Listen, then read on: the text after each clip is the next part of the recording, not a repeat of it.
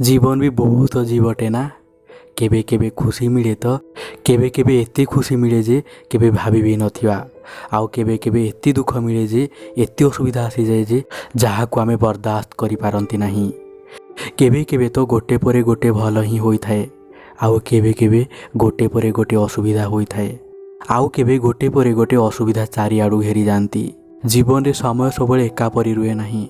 केबे खुशीर समय तो केबे दुखर प्रलय हुए। केबे जानी पारंती नाही भल दिन कर्पूर परि उड़ी जाए, आउ खराब समय एमती हुए, असुविधा एमती हुए कि जेते काटिले भी कटे नाही, लागे एमती समय अटकी जाइछि। दुख असुविधा समय सबु किछि गोटे गोटे वर्ष परि लागे, किंतु जीवन रे केते भी कठिन परिस्थिति आसुना कहीं मनीष को केबे भी साहस हरैबा कथा नुहे। जदि मनीष पाखरे हिम्मत अच्छी, साहस अच्छी, से केते बड़ बड़ असुविधा आसुना कहीं से केबे हारी जीव नाही। प्रश्न ए नुहे कि असुविधा केते बड़, प्रश्न ए कि तुमर साहस केते अछि। परेशानी जेते भी बड़ हेउ, जदि साहस और उत्साह अधिक अच्छी तुम पाखरे कोनोसी भी असुविधा पार करि परिबो।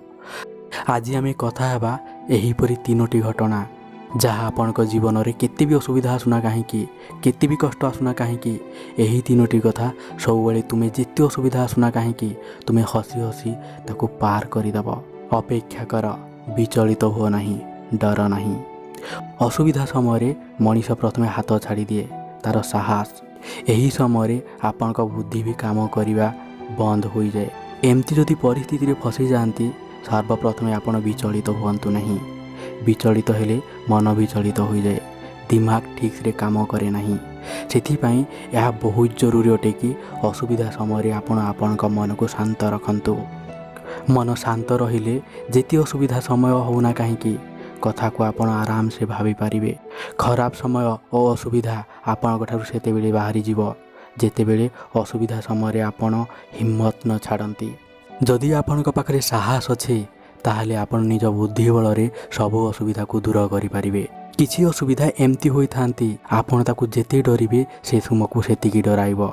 जीवन रे केते भी असुविधा आसु, आपण केबे साहस हराइबे नहीं। जदि आपण असुविधा समय असुविधा सामने छाती देखाई छिड़ा होई जांती तो असुविधा आपणकठू एमती छाड़ी चली जीव।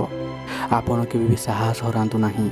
मने रखंतु गोटे कथा, जीवन खेल रे आमे से पर्यंत हारि नाहंती जो पर्यंत आमे निज पाखरे हार न मानिबा।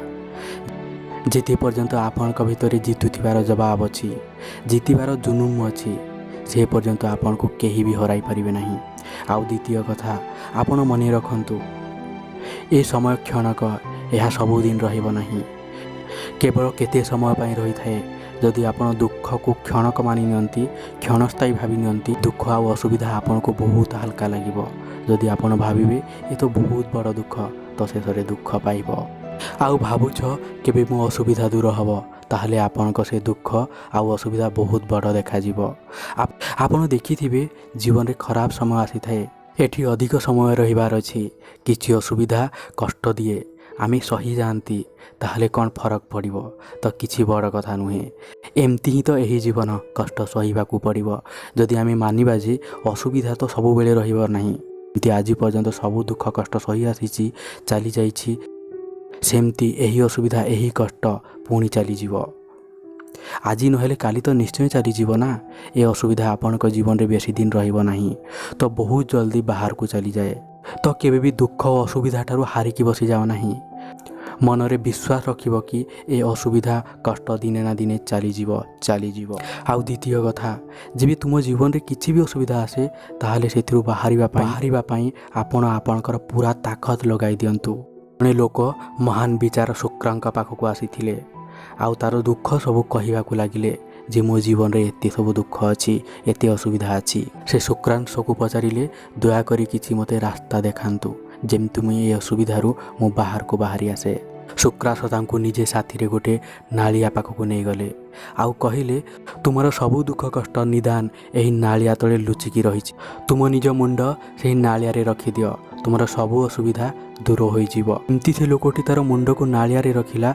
शुक्रांश कांध को दबाइले, तांको ऊपर चढ़ीगले। लोकटी शक्तिशाली शुक्रांश को उठाइबा को बहुत चेष्टा कला, किंतु लोक को लगिला से बुड़ीकी मरी जीवा उपरे।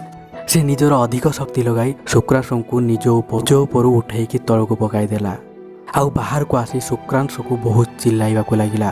कहिला ए कौन करूछंती आपण जे एमती तो मु बहुत चिंतारे थिली आउ आपण मोह एमती करूछंती आ मो जीवन नेबाकू चेष्टा करूछंती। तो शुक्रांशु कहिले तुमर सबु असुविधा उत्तर एही कथारे लुचिकी रहिछि। जेतेबेले तुमे बुढ़ी जाउथिल केमिति बंचिल? लोकटी कहिला प्रथमे मते लागिला तुमे मो सह मजाक करूछ सेथिपई मु कम बल प्रयोग करूथिली। भाबिली तुमे निश्चित उठी जीवो किंतु जेतेबेले मो निश्वास बंद हेबाकू लागिला तुमे टोटाली उठिल नाही। भाबिली पागल लोकटा बोधे से मते मारिदेव।